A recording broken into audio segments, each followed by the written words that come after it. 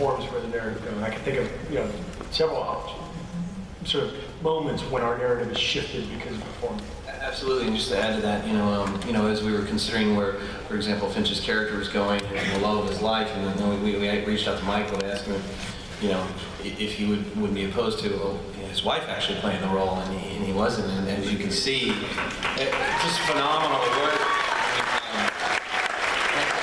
Jim's chemistry with Paige Turco's character, Jim's chemistry with Taraji has forced that relationship between Reese and Carter into such an interesting place that's going to culminate this year in something really fantastic. We just feel like oftentimes the actor informs us in terms of how they react with the character.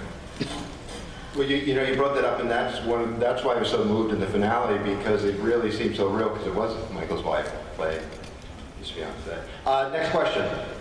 Hi there. I was just wondering, I noticed on some of the episodes that Finch uses a lot of Britishisms, as it were, British pronunciations of words and things like that.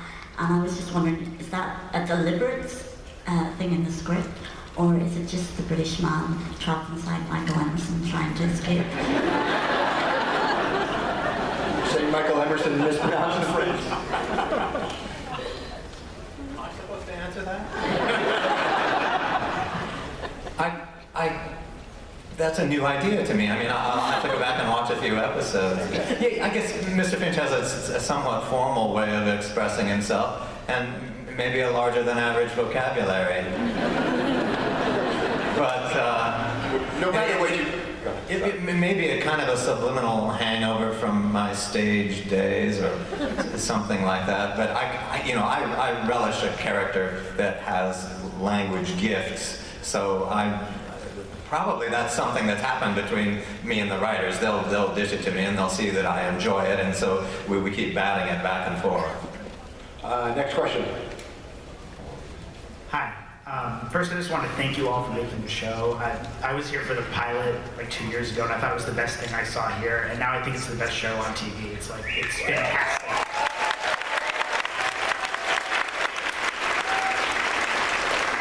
And my question is for Michael. I was wondering, I think it's really adorable how your love interest in the show is played by your wife, and I was wondering how your real-life relationship affects your performance, or even how your performance on the show and your scenes together affects your real-life relationship. I don't get to play many romantic parts. I don't think I've ever had, which is a mystery. But I've never had a proper love scene with anyone on camera except my own wife. And it's not. And you would think, oh, well, that would be like falling out of bed. It'd be so easy. But it's actually not. It's actually tricky to do an intimate scene with someone that you are regularly intimate with, because you can't project character onto them. I have to keep erasing her wifeness from my mind so that I can think of her as a character that I don't sleep with every night. So it's an interesting acting problem. I'm glad you touched on that.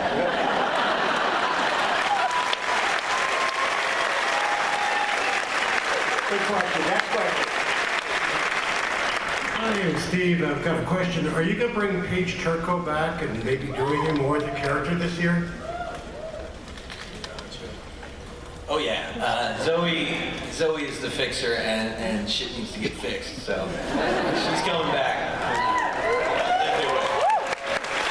Speaking of characters, I hope we're going to see a lot more of Elias. I thought he was great. Yes? Oh yeah. Yes? Excellent. We're going to try and get Rico down, get it back out there. We hope he'll be there. Next question, please. Hey, Michael, it's me, Dawn. I made it. Yay! I was going to ask about Carrie, but you already touched on that. So now I'll ask about the dog, Bear.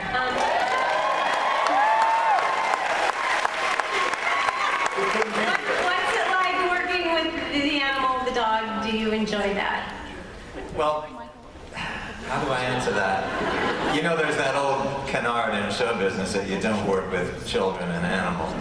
And then there's a practical sense to that, because you can never win your scene, because the audience's eye will always travel to the innocent and craftless child or animal.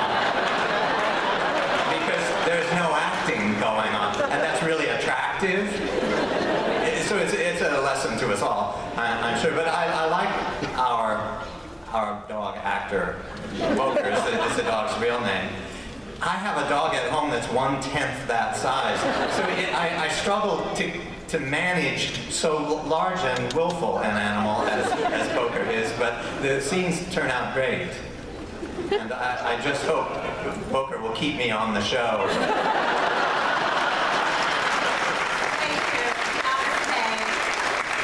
Next question. Hi, thank you all for coming. It's really exciting to have this panel. I originally came to watch Person of Interest for you, Michael Emerson, and I stayed for a dog named Bear. Michael's Bear's opening act. But all seriousness aside, Bring up the dog. The dog refused to come to Comic-Con. Too much crowd. yeah, I wanted the dog's paw print, but no.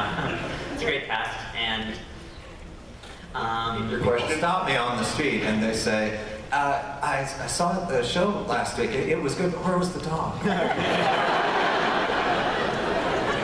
was wondering, my question is in line with the question about science fiction on the show and whether that's something that the show can explore more fully. How about the philosophical dimensions of the show? I feel like there's some really interesting questions being raised, especially with the machine sort of being handicapped by Finch and what it means for it to be free and what it means to be most kind of productive for society.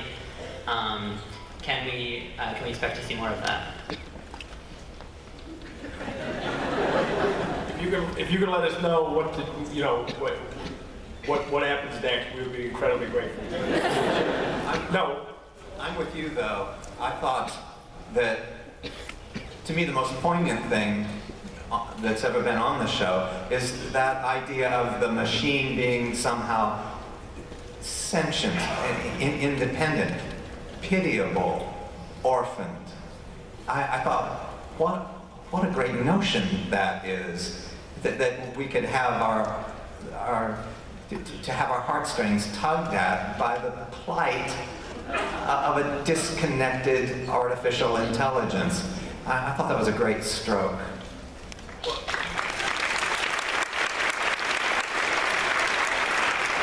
In terms of poignancy, it would go the dog and then that. I remember very early on the development of the show, I had been told at some point by someone smarter than me that in order to get a show on television, you had to kind of hide what it was actually about and pretend it was about something else. So I was sort of going down that line a little bit. Then I got a few meetings in, and the team that I developed it with at Bad Robot in the studio and the network, very smart. At some point, someone very smart asked a question, like, what's this really about? And I sort of thought, okay, I'll take a chance. I said, it's about artificial intelligence and the way in which we're going to interact with it, and the way in which it will slip into the world unnoticed until, that it won't sort of land with a giant thud, that it'll creep in ways that we didn't anticipate. Yeah. And then, by the time you realize it's here, it will have already been sort of meshed into it. The fabric of our society and what we do, we'll barely recognize it. We'll barely understand what's happened. You think of Wikipedia as a form of artificial intelligence. If you think of the Constitution as a piece of software, if you think about the ways in which all these things start sort of coming together. I was fascinated by that question, and luckily it seems like the audience was too. So we very much want to continue pushing in that direction, asking those questions, and the sort of philosophical component of the show, as you said. I also love the idea that the machine is on the move now and it's mailing itself around wherever. Because you think about it, that's possible. I mean, it's just all by computers. If you're mailing something, picking up, printing a label, you don't need a person to do that. Yeah, let's see Prism do that. Okay, next question. We've got a few more minutes. Hi, I'm very nervous. So, first of all, I want to say I love you all so much. Amy, it's so nice to see you on the show regularly now. Also, Jim, I really think you should be the next Batman. It's just a random comment. Well, we're going to announce that later. So my question is, since Brute is now regular, will she have a whole episode that's just her point of view? Yes, no, maybe, but preferably maybe yes. Can you write? Yes, I am a writer. What do you guys think? I mean, you give everybody an episode. You know, everybody has their time to shine. I think that show does a really good job of that. We'll see if the check clears. I mean, so far we've got a good track record for everyone in terms of that. Next question, please. Hi, I wrote this before the panel, so now that I know that we have a new member, it's more significant. In a show where naming names and identity is so important, is there significance to the fact that we now have 2 regular members who are named Samantha, neither who seem to identify as such, one rather vehemently? It's my daughter's name. Perhaps we grew too fond of it. Right when you know, right?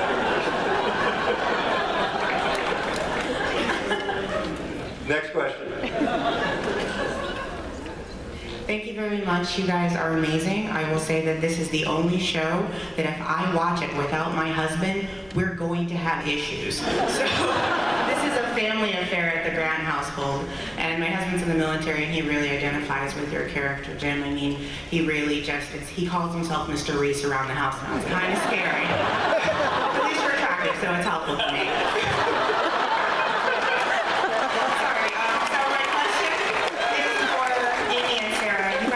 Strong women. Taraji is such a strong woman. The Fixer is such a strong woman. Do you guys feel like you're role models in this great role that they write for you and just being strong women and really kind of showing us what we can do? Because you're tiny, but you're scary.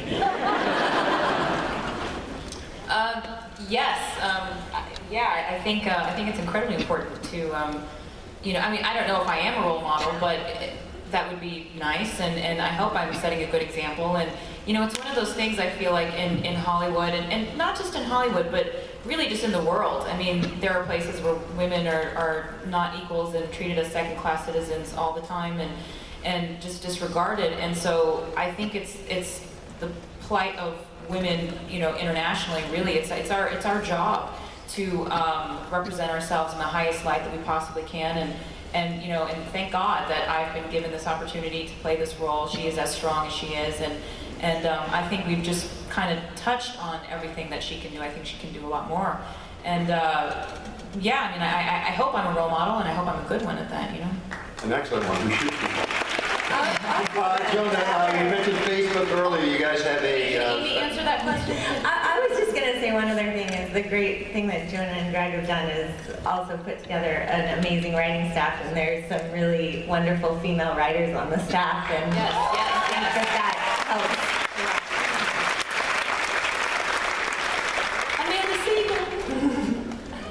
So, Jonah, talk about the Apple. You guys have a special app out now on Facebook, the Part of the Machine. Just quickly, wanted to mention in keep with the strong women of our cast and team here. Taraji sends her best. She's at a charity event in the East Coast and couldn't make it out to join us. She says hello, and she is always here.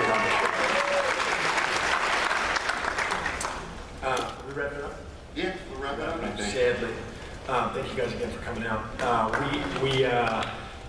To celebrate the fact that the show is now finally online, the sort of profound irony of this show not being available on the internet, which we enjoyed for 2 years.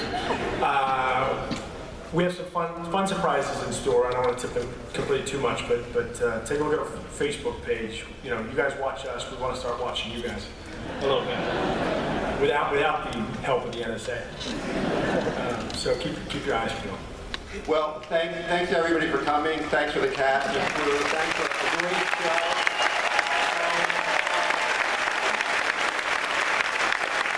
Please your night down in Tuesdays at 10 on CBS. Thank you, everybody.